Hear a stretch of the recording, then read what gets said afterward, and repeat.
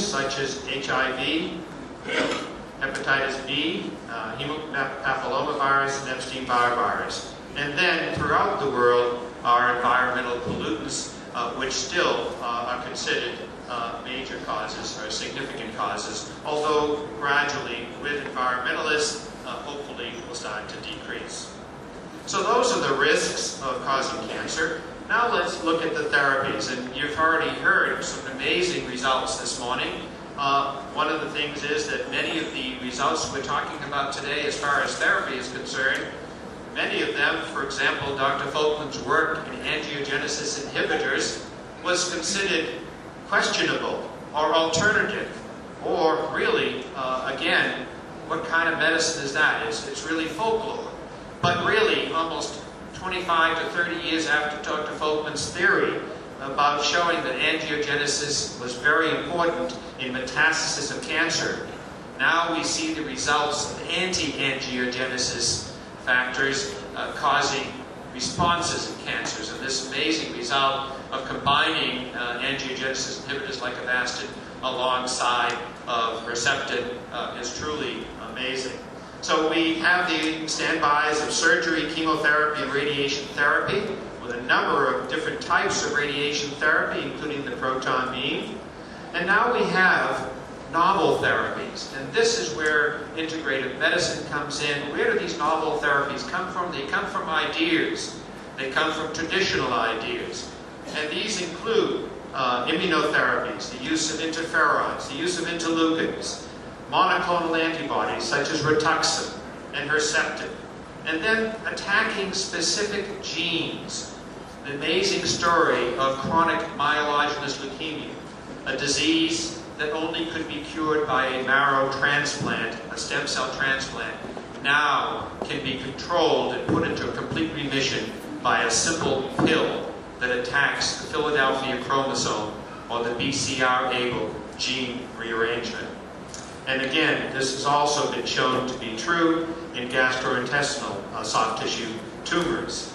And again, the angiogenesis inhibitors, all the VEGF inhibitors, this is an amazing story unto itself and really deserves a great deal of attention. And finally, the new program of a number of vaccines that are being introduced, and now vaccines that will even help to prevent cancer. In the United States now, HPV, human papillomavirus vaccine, is being administered to children before their first sexual contact, before puberty.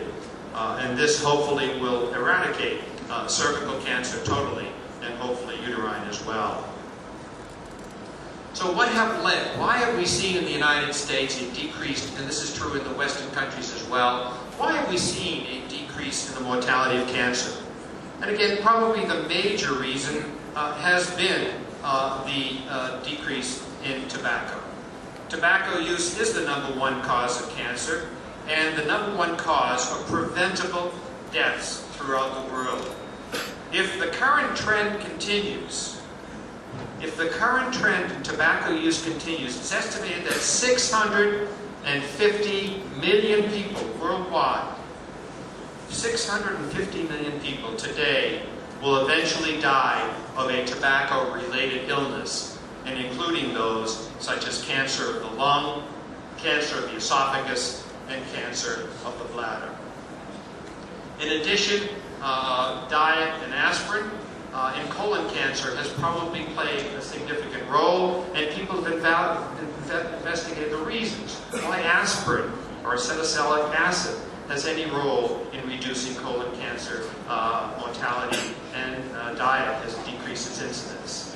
We know that screening is very important, colonoscopy, mammography, and PSA screening we're not sure, but it certainly leads to a decrease in death rate of prostate cancers.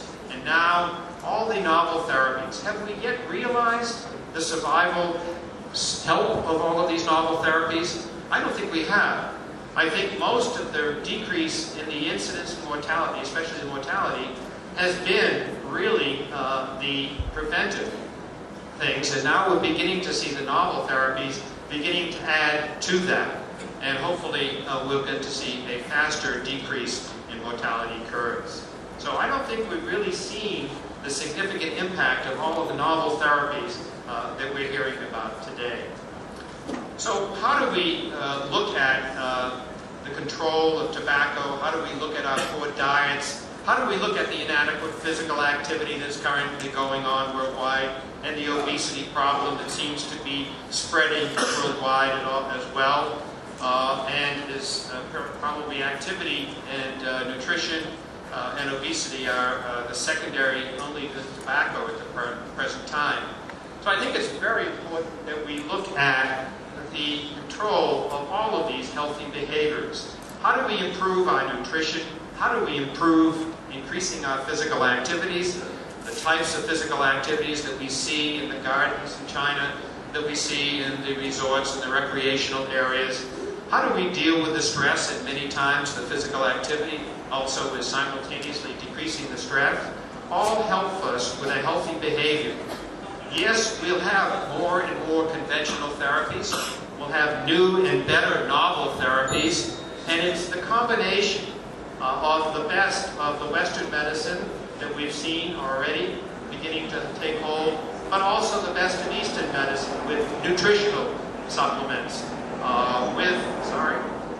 with our physical activity, with our stress reduction, that's really going to play a significant role in the overall improvement in taking a real bite out of this cancer burden in the next decade.